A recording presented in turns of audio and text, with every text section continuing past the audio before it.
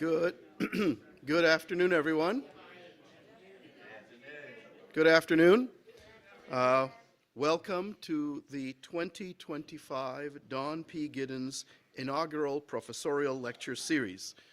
My name is Ed Schlesinger. I'm the Benjamin T. Rome Dean of the Whiting School of Engineering, and it is truly my pleasure to be here with you to honor Joanne Selinski, a teaching professor in the Department of Computer Science, who also serves as the Associate Head for Education and the Director of Undergraduate Studies in the department.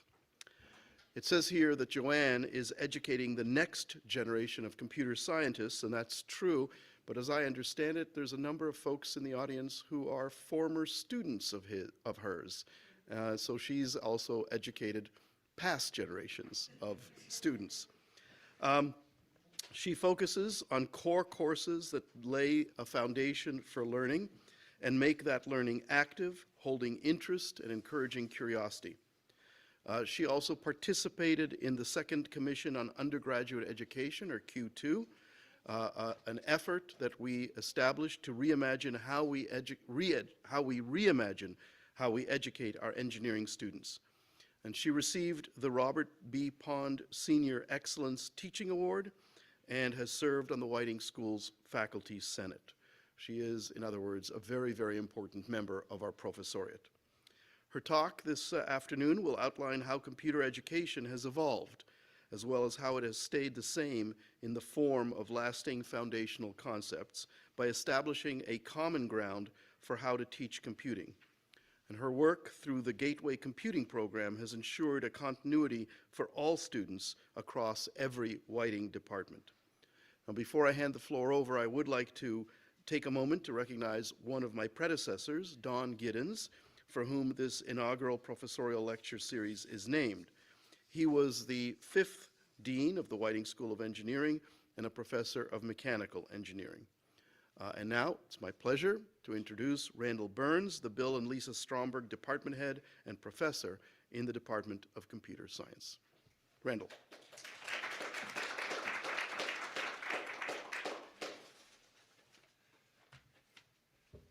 Thank you. And it's a delight to be here today. Thank you, everyone, for coming. I think Joanne will say the same thing. So Ed gets the job of enumerating the accomplishments of Joanne, which makes it clear that the number are vast, the achievements are significant, the duration is substantial. So that is quality and quantity. And there's also leadership. Joanne has been an incredible leader in the Department of Computer Science. Some of her accomplishments as leaders include being the inaugural director of Gateway Computing, in which the university redefined how we're going to teach introductory computing across disciplines and implemented that, and it's well integrated into our curriculum. All the computer science students and all students take the same core curriculum that's been adapted to them. She redesigned the CS major in line with Q2 standards. So not just contributed to Q2, but then took Q2 and said, how are we going to implement this in a way for undergraduates in computer science that is flexible, that allows them time to do internships, to study abroad, that allows them to potentially fail a class, that provides a safety net for people that have different learning rates and learning goals. And it's amazing. This is the most flexible major in the School of Engineering, and somehow is still a bit accredited. Thank you, Dave. And while I've been at Hopkins, we've seen the major grow from under 50 students to more than 900. And so it's a different job. So those are all accomplishments, and that's wonderful. But the primary thing I wanted to talk about with respect to Joanne is she is the single most dedicated human being to the computer science mission at Johns Hopkins on the planet. And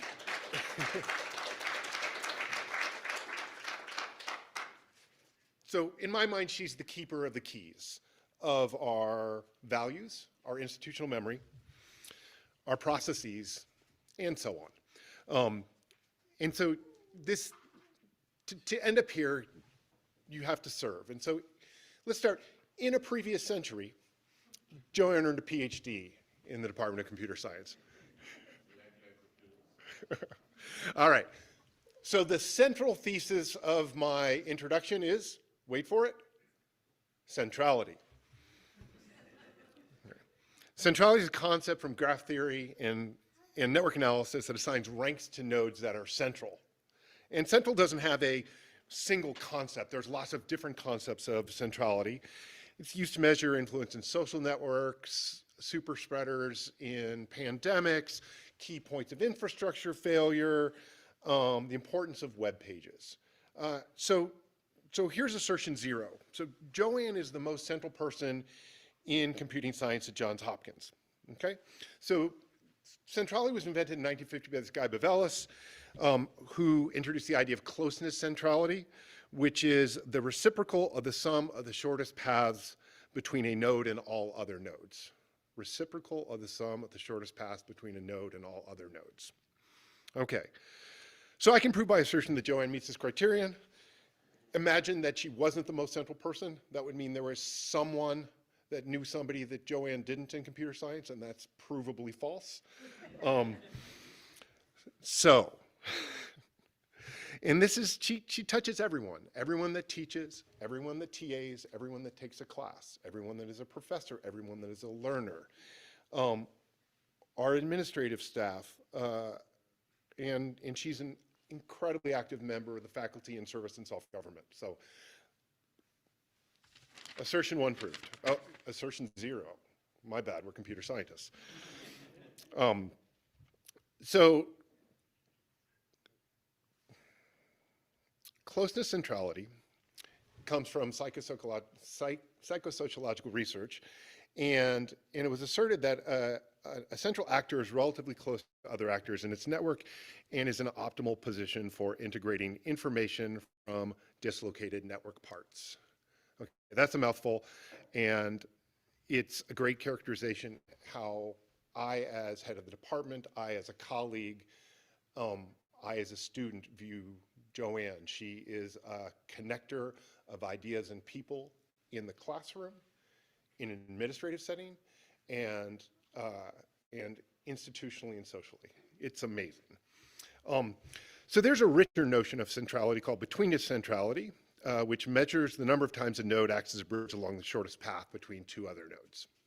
Okay, so this is it. Connecting people builds communities. So we have these notions, closeness centrality, betweenness centrality. They have a problem. They're tough to compute, right? Order v cubed in the number of vertices v, or v squared log v plus v times e in the number of vertices v and edges. So that's totally unacceptable for computer scientists. So we're going to turn to counting random walks. That's how we do it. So if we count random blocks of length 1, we have vertex centrality. Joanne is the highest out degree vertex. If we count random blocks of infinite length, we have eigencentrality. We're computer scientists. We don't care about eigencentrality. It doesn't even exist. What we do is we approximate it. And we approximate through random walks and iterative algorithms, and we get something called PageRank. And so Joanne should be the #1 hit on any Google search of CS for computer science. And would be if it weren't for that AI assistant bar or those sponsored ads that are bidding on her search. And this caused me to think that I've had her homepage bookmarked probably, I have to go back in the Wayback Machine, but probably since 2007. It is the most valuable resource, and the web page is the internet center of our community. Joanne, congratulations. This is a well-earned honor. And I'm pleased to recognize and celebrate you today. You've been an incredible friend, an amazing colleague. We met the day I interviewed. I was a relatively fresh PhD student. I've been learning from you every day since, and you've enriched my experience as a teacher, administrator, member of the faculty, and a human. Thank you, Joanne.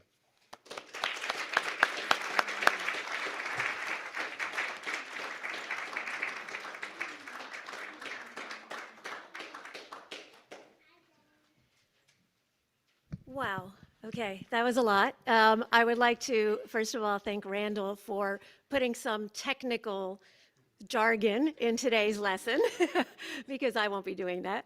And for that beautiful introduction, and thank you, Dean Ed, as well, for all of your support and praise. And especially thank you to everybody who is here. I can name almost every single one of you. No, actually, every single one of you, because I met Stephanie earlier. And yeah, so thank you all for being here today. This really means a lot to me, and I'm gonna say that a lot today. So I do have a few little cheat sheets. All right. If anybody has heard me coach pre-frosh or just talk to prospective students or, you know, just say what is the characteristic of Hopkins, you may have heard me say that Hopkins is what you make of it. And so this is going to be a lot of what I have made of Hopkins being here. And it's also going to be a story of fake it till you make it, because that's what I wrote across the top of my page today. I don't normally give talks, I don't give lectures, I just teach. So a little bit of an apology here that this is going to be, I decided I had to take this a little bit as a teaching moment instead of trying to give a very highbrow talk, because I don't give talks. I don't do that. Also, I want to apologize because my title is super, super cute, right? Programming a Teaching Career. But it's very ironical, it's satirical, because there's nothing programmed about my teaching career. It is completely unplanned.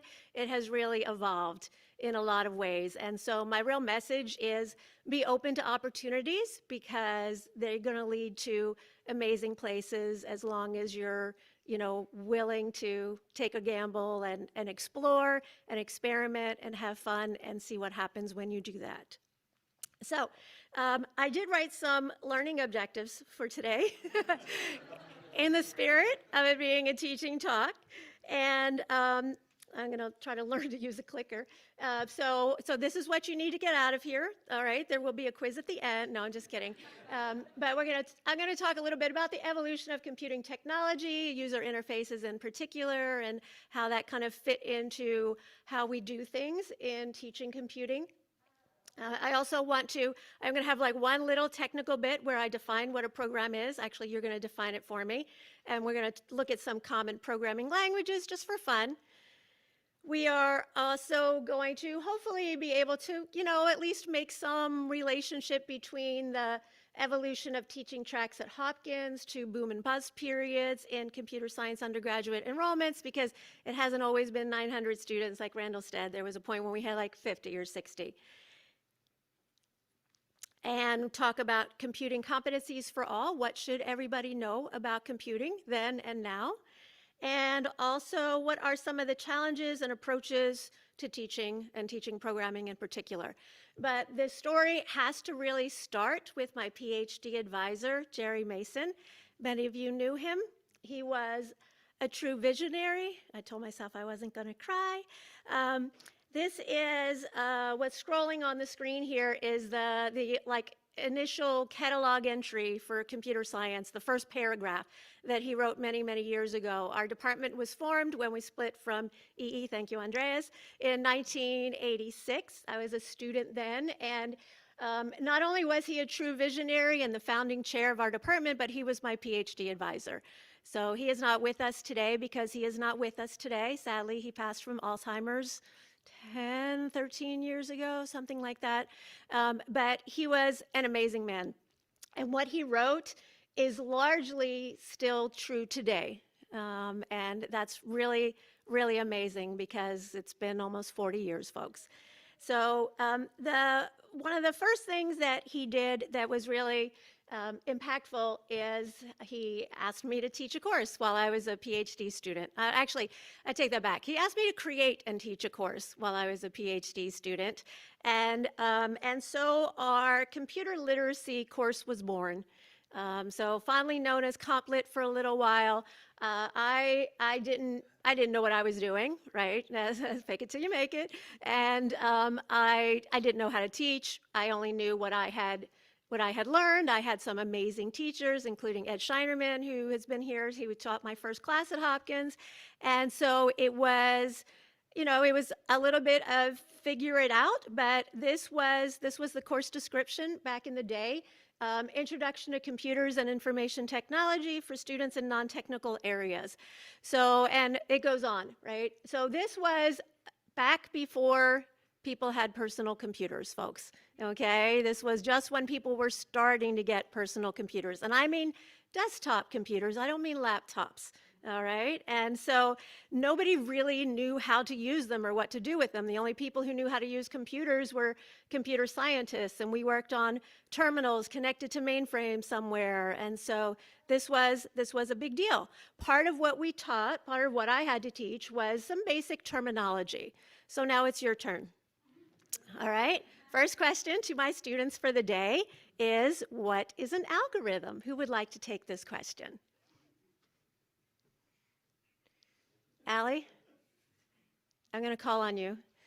I learned that from Brau Kosaraju. Just call on your students randomly. All right, okay, so a step-by-step solution to a problem, to a computational problem? Very good. All right, step-by-step set of instructions to solve some sort of problem, generally computational, but not necessarily.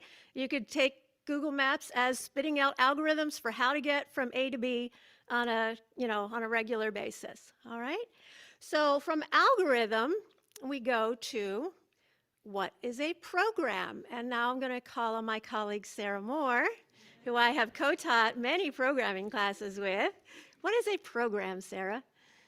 The set of instructions that explain to a computer how to execute the algorithm? Exactly. So a set of instructions to execute an algorithm written in a language that a machine can execute. That's the main difference between them.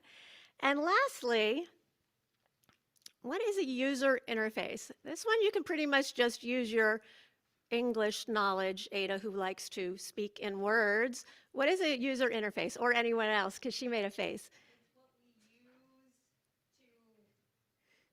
with the computer. Yeah, exactly, right? It's the different ways that we can give input to the computer and receive output from the computer, right? So what is our interface with them? Okay, excellent. You all did great. So in this class was largely inspired by a gift from Apple.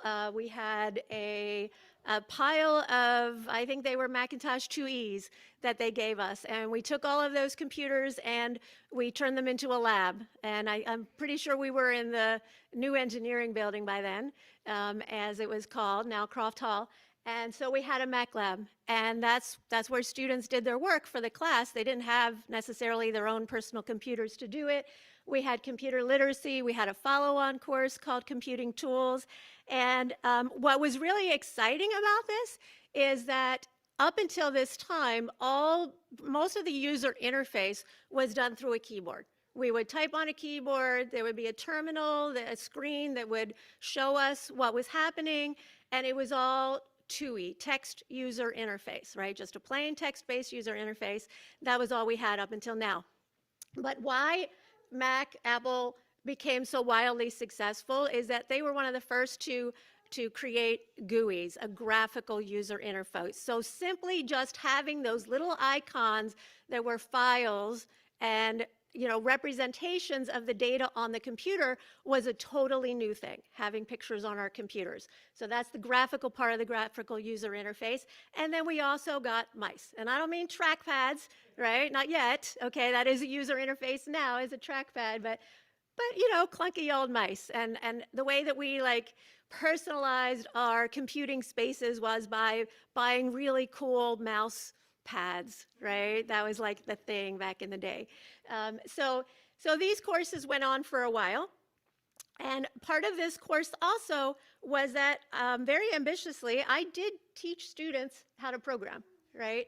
And so here's your first program, everybody. This is a Pascal program. It is very traditional for a program, or when you learn programming, for that first program to be Hello World. Basically, how do you print Hello World on the output device? And Pascal is a language, it was the first language used for AP computer science in high schools, and for a long time, actually. It was named after Blaise Pascal, who was a mathematician, and it was actually developed for teaching. It wasn't really a commercial use language. It was developed for teaching, and I think that's partly why it stuck around so long. And when I TA'd this class, I TA'd intro programming in Pascal when I was a young undergraduate student, and I remember that one point sitting in a lecture and for the course as the TA, and students just got up and left in the middle of lecture. And I was like, okay, well, that's really rude, but I also thought, I don't want to be that professor, you know, like that's terrible that they're just getting up and leaving. So, so thankfully that I don't think has happened to me yet until Costanza has to leave today. Okay, so during this time period, I got to teach Pascal. I TA'd Pascal. I worked with undergrad TAs. That was really great. Who doesn't love, you know, those tutoring sessions where students have those aha moments, right? That's all really good. But this was a great, super simple language. And then I actually got to teach this as well, because when I finished my PhD with Jerry Mason, he's like, you know, you work with undergrads really well, and we have lots and lots of students, more and more every day. And what do you think about staying and teaching? All right. And I was like, okay, that sounds like a good idea, because I discovered I love teaching, even though I was initially like really scared to teach. I discovered I loved it. So he created this teaching position in the CS department. There weren't hardly any of them in the school at the time, and I got to stay and teach. Very quickly, I had to move my teaching to the C programming language, right? So super quick transition here. I taught one full-time semester in Pascal, and then the next semester I was teaching in C. So that summer was a lot of cramming for me to learn it. But this is what Hello World looks like in C. It's not a whole lot different, maybe a little bit more cryptic. But the purpose of this is a little bit to say, even though things change and evolve, they really kind of stay the same, right, in a lot of ways. So C is actually a programming language that is used a lot for systems programming. It was never introduced in AP Computer Science. There are a lot of things about C that actually make it a hard and challenging language. We teach it now in our intermediate course. Then I was also teaching data structures in C, and so that was how my teaching started, and that was all really great. Okay. At this point, I was now focused more on teaching programming courses and not the computer literacy courses, although they did stick around for quite a while. All right, and then in 1997, which was just my second year, so then Jerry decided that, you know what, we need a director of undergraduate studies. We have all these students coming. We're going to make you a director of undergraduate studies. And again, it was one of firsts. I believe that Richard Brown in math was the other one in the school at the time. And it was a really great idea that he had, right? Because by, I don't know, sometime later, every department now has a DUS, right? So it's really important. It was also a really pivotal time for me these first couple years of teaching, because I was introduced to SIGC, the Special Interest Group in CS Education, and I felt like I really had found my people. Because I went to this conference and there were, 1,000 other people whose lives were dedicated to teaching computer science, and I could talk to them about all the issues I was having and all the concerns, and they get it, they got it, right? And they supported me throughout my entire career. We've all supported each other. They're jokingly referred to as my posse, and because we formed such a tight group, and it's just been really great. There was also a very seminal kind of work from Lawrence Snyder about being fluent with information technology, and that was, again, about bringing people not just from computer literacy, but doing more with analytical thinking and really being able to do logical reasoning and understanding concepts and building skills. So there was a national movement to bring more people into these computing skills, not just computer scientists. And so we also had a lot of growth in the department, and we had a lot of growth across the country, and departments were struggling to recruit faculty, and we among our CS faculty, the idea of a professor of the practice title or rank was floated, and they were starting to pop up. So Duke had a professor of the practice pretty early on. I believe Stanford had one, CMU. And so we were looking at some of our peer schools and saying, maybe we need some of this too.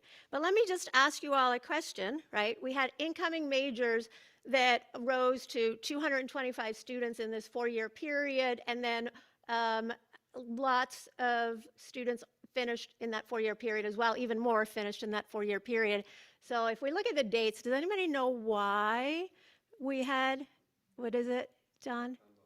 The dot-com boom, thank you. Yeah, the dot-com boom was happening, all right, in the late 90s, and that was what was drawing everybody into the field. Everybody wanted to get rich quick, everybody wanted computer science, everybody wanted to do some of this. All right, and then those of us that were, trying to teach all of these people and starting to teach to the masses, were really struggling with kind of what does it really mean? Who should learn to program? So we kind of had all of these questions like, why should somebody learn to program, right? When should they learn to program? Who can learn to program? What background is needed to learn to program? And most importantly, how should we teach programming, right? So they were some of the issues of the day, and no, I'm not gonna give you answers.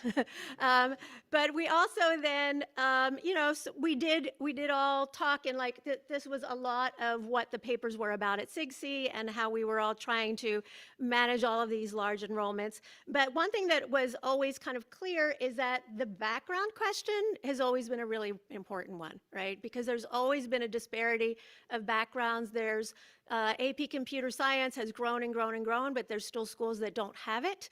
And on the other hand, there are schools that are turning out graduates who know more computer science than I do at this point, right? And so there's a huge disparity, and that's something that we have to address somehow. We had large courses were taught in an auditorium. I taught in Schaffer 3 for almost all of my early courses. And so students maybe still didn't have laptops either, but now the instructors did. And so at least I could bring a laptop to class and connect it to a projector. And it was a challenge to try to engage students in the material. So I would do collaborative coding during class where they weren't collaborating, unfortunately. They were collaborating with me. And I would sit here and say, okay, what's the next line I should type? How do we do this? And they would help me write a program live during class. We would run it, we would test it, we would see what the outcomes were. And that was one way that I was trying to use to engage students. The other favorite technique that I had, and honestly, I wanted to do a demo here today, but I don't think I should take the time, is human animated algorithms, right? So this is the kind of thing where you want to teach how a particular sorting algorithm works. There are lots and lots of sorting algorithms, right? And we typically teach 2 or 3 in the intro class, and then another 2 or 3 in the data structures class. And my favorite way of teaching this is to ask for some volunteers. We're not going to do it, though. We're going to ask for some volunteers. You come up, and we say, okay, let's sort this random collection of people according to when their birthday falls in the year, right? And then they would have to come up with an algorithm, and then they would do it, right? They would do it live. And that was one way that we really tried to engage students in being sort of actively thinking about what they were doing and not just telling them what the algorithms are, but helping them to discover the algorithms for themselves. So for me, it was always about really getting the students to do the thinking, right? I don't want them to regurgitate what I tell them. I want them to think. That's super important. Also, just to note that shared computer labs were still used for student homework. And again, they weren't necessarily doing this on their personal computers. They couldn't just pop open a laptop every other minute and try something, type a little bit, see if it worked, and then move on. They had to really think through what they wanted their program to do, go to a lab, find an available computer, right, type it in, save it, maybe come back to it again, but they didn't have a lot of chances to get it right. So thinking it through was pretty important, and I think it still is. All right, so C++ came about. You might have heard of it. This was an object-oriented language, so now we kind of moved into those times. And a lot of the conversation in the SIGC was what language should we teach, right? We had kind of moved on from Pascal, C++. Actually, the AP Computer Science course changed to C++, skipping over C.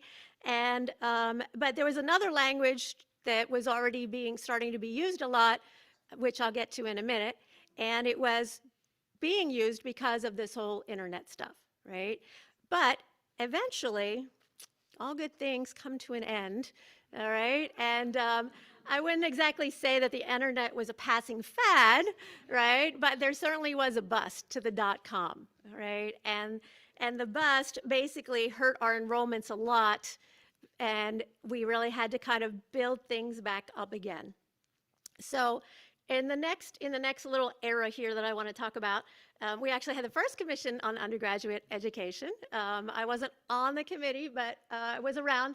And a lot of the focus there wasn't on curriculum the way the second Q2 was, but it was a lot on the overall experience, and especially about building cohorts and building better relationships between faculty and students.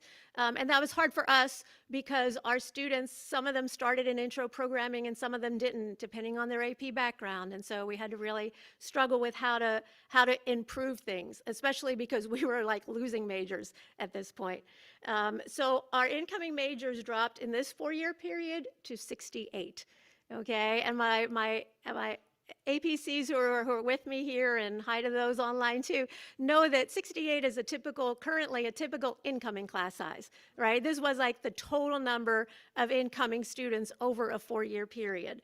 And not so many more came into the major during that time either. We only had about 75 outgoing. So I think partly in response to this, I'm not really sure why, I never had a conversation with Jeanette Wing, but another sort of seminal thing came out, which was computational thinking for all. So again, this was everybody needs to know something about computation. What is computational thinking? What is it that they all need to know? I like to describe computational thinking as when I make my list to go grocery shopping, which I don't do because my husband does, thank you, Ed. But if I did, right, I always made my list in order of the aisles, right? Because, see, y'all know, because that way you're going through the aisles, you're checking things off your list, you're not going back and forth, you're not forgetting things, you're not running from this side of the store to the other side of the store. That's computational thinking to me, right? So thinking about an efficient way to do something, even though it wasn't a computational problem. That gives you the flavor of that. But the best thing to come sort of at the end of this era is our coding circles, right? So Scott was chair at the time, and enrollments were down, and women in CS has always been an issue, women in engineering in general, but women in CS in particular we have always been a minority. And at this time, we had 12% women in the major, which might not have been too far off national averages. I don't remember what they were, but we started coding circles. And it was inspired by sewing circles, where women would come and they would bring their quilting and whatnot, and they would sit and sew together. And we actually talked about sewing for the first year. I threatened to teach them all how to sew. But we settled on, I guess we were starting to have laptops. We settled on bringing our laptops and painting our nails and eating chocolate, and that is still what they do today. And I'm really proud of the fact that our number of females in the major has gone from that 12% to 40%, which is about as high as it is anywhere. So that's really awesome. And thank you, girls, because our women in CS group has been amazingly strong, amazing leaders. So that's really great. Alrighty, so Java.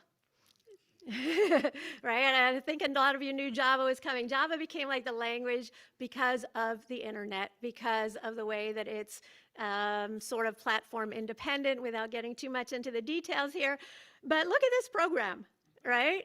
Look at this program, public static void main. What the heck is that? Okay, so even though Java was being used a lot, people were like, oh my God, I have to teach this to beginners, right? Like, how do I explain public static void main other than to say, you'll understand what they all mean about 3 months from now, right? Like, that's what you do the first day of class. You can't write a program without that, all right? But despite that, we all forged ahead. APCS changed to Java in 2003. It was the language of the internet in a lot of ways, and that's partly why it became popular. There are some things that are a lot easier to do in Java than they are in C or C++, so that was good. But again, backgrounds, right? Some students maybe knew C, some students maybe knew C++, some students now knew Java, some students didn't have any computing coming in, some students didn't have enough to like skip the first class. So what do we do about this? And that's when a paper that really had a huge influence on me came out. All I really need to know about programming, I learned in kindergarten. So it was inspired by Robert Fulghum's Everything I Need to Know About Life I learned in kindergarten.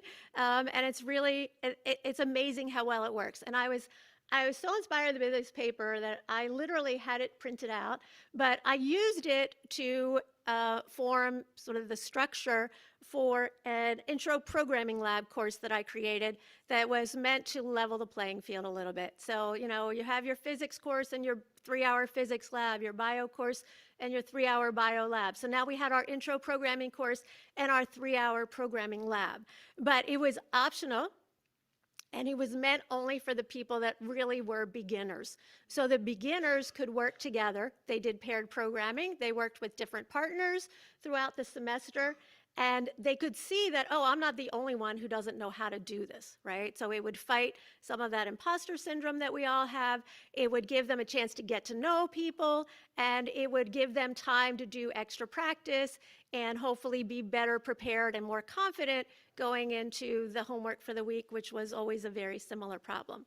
So that worked out great for a long time. I had amazing TAs who worked and like ran these labs over and over and over again. It was really awesome. So that was a good thing. This whole system stayed in place all the way until we got to gateway computing, which is coming soon. All right. But the other really great thing that happened around this time is that our Homewood Academic Council finally did establish a teaching track, thanks in large part to Andrew Douglas, who was Vice Dean of Faculty, and a lot of other people in the engineering school at the time. They really like took this idea, we chewed on it back and forth, and they got it through. They got it to work. So we now had an official teaching track for associate teaching professor and teaching professor. Everybody was really focused now on teaching faculty in research universities. So the first SIGC workshop for new teaching faculty was in 2009. By the end of 2013, all of our departments had established DUSs because our teaching faculty had grown in the engineering school. And even like the CER then, CTEI now, our Center for Teaching Excellence and Innovation, launched their Preparing Future Faculty Teaching Academy for graduate students, which was really great because then they too could learn and practice if they wanted this type of teaching career. We also had another gift. I'm sure Scott remembers this one too. I think they were laying all over his office. It was a box full of Android phones from Google, right? And we were like, what do we do with this gift, right? And so I took it on myself to learn a little bit of Android. It was based in Java, so that was good because our students already were learning Java, and created the user interfaces and mobile apps class. And this was a whole new world of user interfaces, right? As smartphones became popular, now we touch, we slide, we flip, we whatever, right? We do a whole lot of other things to interact with our devices. We also, with my colleague Peter Froelich, we created an intro programming for scientists and engineers course. And data structures, we adapted a lot of active learning exercises there, and then also the first Hop Hacks launched. So we've had 20 Hop Hacks events now, and what really changed here is that students all of a sudden were getting excited again. Entrepreneurship was kind of in their hands again because they could design these apps, they could develop these apps. There was a pretty low bar to entry, and everybody could have a piece of the pie, especially early on because there were so few apps out there, right? So there was like anything you could dream of, nobody else had built yet, and that was really cool. Intro programming for scientists and engineers also gave us a chance to introduce the Python programming language check it out. That's it. Right? So is it any wonder that Gateway Computing now has about 450 students in Python and 50 students in Java, right? So yeah, so there is no secret to why this language has become so popular, and so we'll come back to that a little bit. But there were also a lot of cool things going on in education research as well. So active learning had been proposed by a number of people and studied by a number of people over like this 10-year period. Peer instruction was coming about as like a very specific type of active learning. Flipped classrooms were very popular, and mastery or self-paced learning. It really all comes down to like basically the Montessori method in my head. That's what it comes down to. But like, let them teach and do, right? And that way, they're agents of their own learning. All right. And so, Ed Shinerman, thank you very much for really sharing a lot of this information with us, but then also starting the conversation about what should all engineers know about computing, right? And we had a faculty retreat, we had a session there, and coming out of that, and a lot of proposals, a lot of drafts, a committee that Michael chaired, we ended up coming up with this gateway computing thing, because it was like a Wild West, right? We had a Python course, we had a Java course, every department had their own computing course at this point, and it was a little bit of a Wild West, and we needed to just kind of like get it together again, right? So we created this amazing system where every department would participate in teaching this course. We would offer gateway computing initially in Java was the very first semester, but then Python and MATLAB followed. And we then added boot camp courses so that students could do a 1-credit transition from one language to another.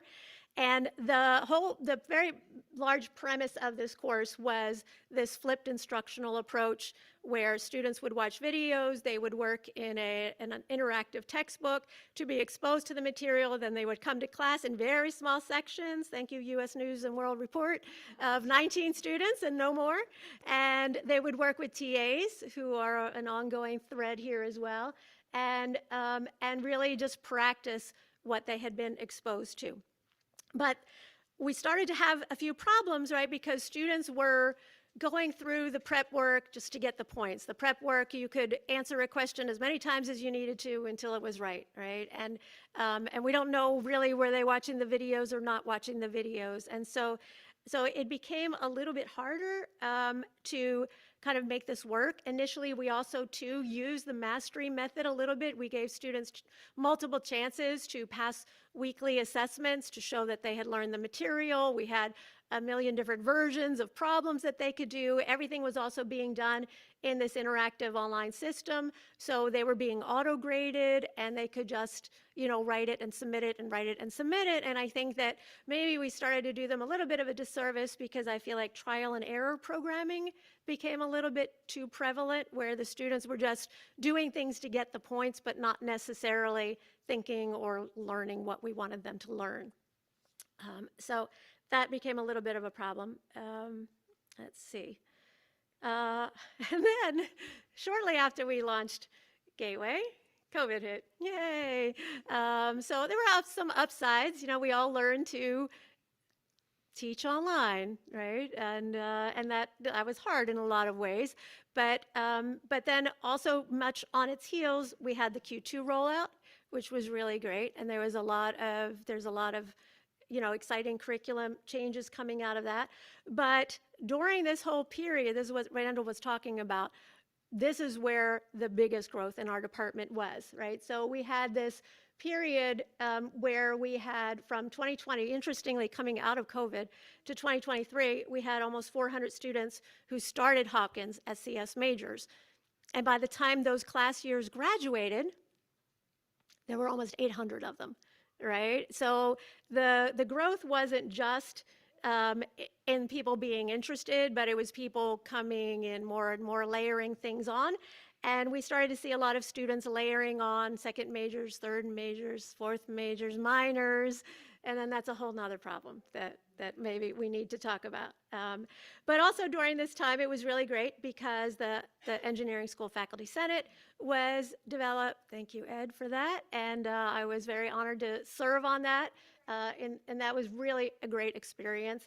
The Academic Council also revised the teaching track contract lengths and promotion expectations, and then added associate and full professors of the practice rank. And now we have our proposals out for our own engineering school academic council.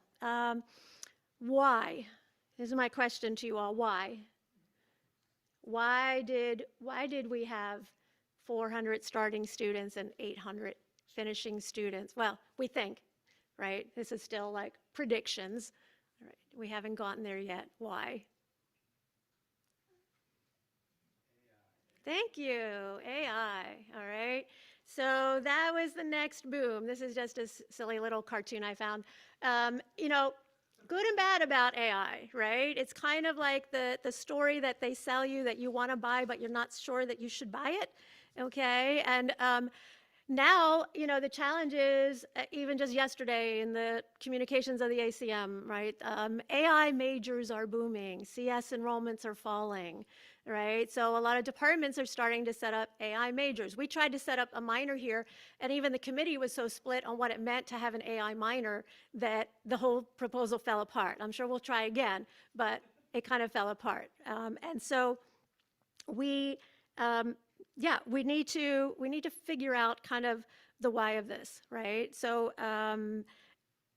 and along with AI comes challenges, right? Challenges for all of us, but challenges for teachers. Our students continue to have super diverse backgrounds. While all this was happening, the Bloomberg gift came to Hopkins. And so now I don't remember what our current percentage of FLI students is, first generation limited income, but it's up there, right? And so students have a lot more different backgrounds that they're coming into Hopkins with, and we have to be cognizant of that and do as much as we can to make sure that it is still a level playing field.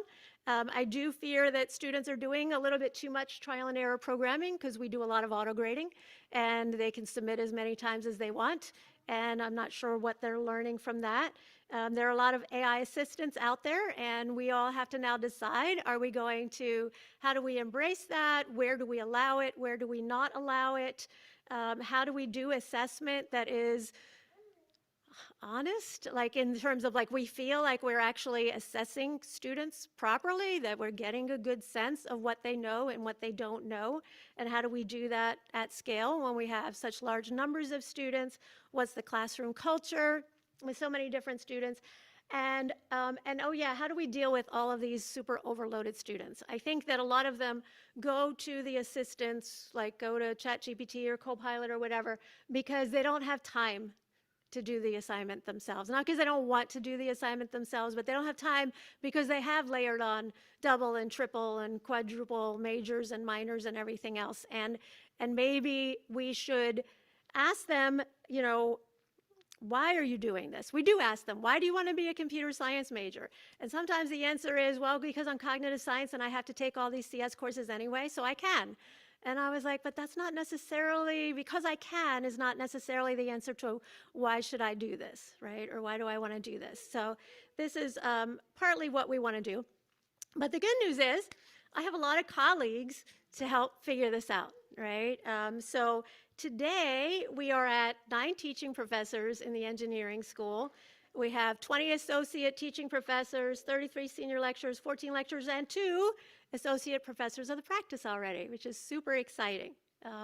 So there is a great culture, a great community. We are building out more community. I think what's really awesome is that I know I have always felt valued and respected, and that's largely due to the culture in the CS department.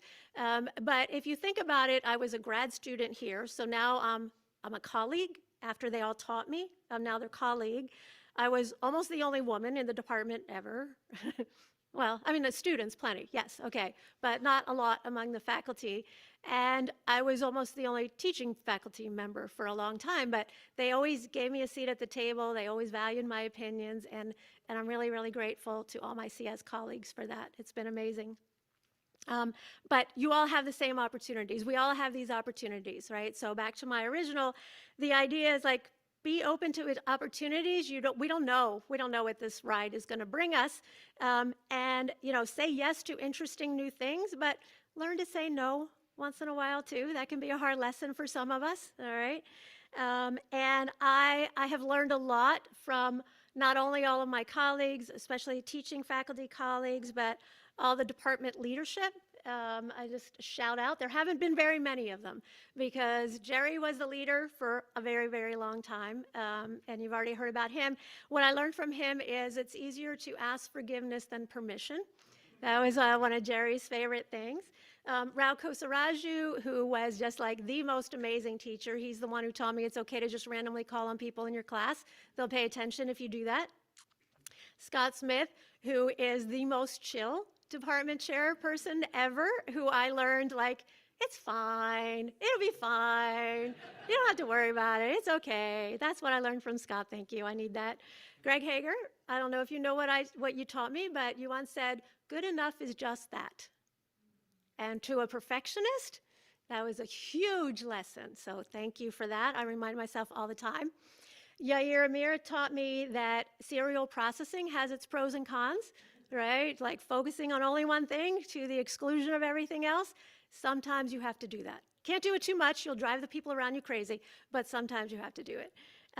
And Randall taught me that it's okay to riff on the accomplishments of our students, and because we're all so very, very proud of them and everything we do. And riffing on people that we're proud of is one of the things that Randall does best. I can only aspire to do it as well as he does it one day.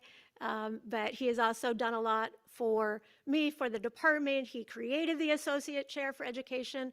I don't think there was one of them either, but he said, we need this, and you made it happen, and that's been really great. So thank you all for that. I do have a lot of other people to thank. I'm not going to name everybody, but CS faculty, the curriculum committee especially with the longtime leadership of Ben Langmead, but everybody who's been on there, the CS executive committee, which has had me and Laura Graham, who is really the glue that holds our department together, as you all know. Me and Laura and Scott as Department of Graduate Studies, and then whoever happened to be chair or head, and now Volva Braverman as our associate head for faculty, and Mark Dredzy has been our associate head for research initiatives, now with DSAI. So they've all been amazing. My teaching faculty colleagues, I'm going to start with Peter Froelich, who's now back home in Germany, and I think in order, Sarah Moore and Zhang Yang Li, Ali Darvish, Dave Hovemeyer, Ali Madui, Patricio Samari, Gagan Garg, Kai Presler-Marshall, and Adina, soon to join us in January. I can't say your last name, I'm sorry. We all know who you are, though. And then a lot of CS PhD students, a number of them have taught over the years, and especially, and they introduced me to SIGC, and I had the benefit of mentoring them, but really learning from them at the same time, so that's been amazing. Other staff in the department that I need to call out are my academic program coordinators, my girls, Abby and Lynn, and then also in the engineering school, the Office of Engineering Advising, Kimberly is here, and Linda is here, and Kelly Barnhart, hi Kelly, I know you're online, and who was an academic program coordinator and is now our liaison. My SIGC posse that I mentioned earlier, the engineering school deans, I have actually lived through all of them. All of the deans of the school, David Vanderlyn, when I was a first graduate student, but I think that Dean Ed has done a lot great things for the school, and so has Dean Ed, former Dean Ed, and so has Dean Michael, and I owe all of you a lot. the Center for Teaching Excellence and Innovation and the Center for Learning, Design, and Technology. I think they've done a lot to really help us all become much better teachers. And then, of course, are my family and friends who have sustained me and kept me sane. And, you know, they gave me the freedom. They sighed and rolled their eyes when I went back to work late at night sometimes, but they're really amazing. Shout out to my sister who's online in Pennsylvania. And yeah, it's been really, really great. So no talk would be complete without some mention of the future. And they are here live today, my granddaughters, teaching them to crawl and teaching them to swing and to talk and to sing and maybe to program one day, who knows. So with that, yes, thank you all so much for being here. I know we have a reception, but it means so much to me to have all your support over the years and today too.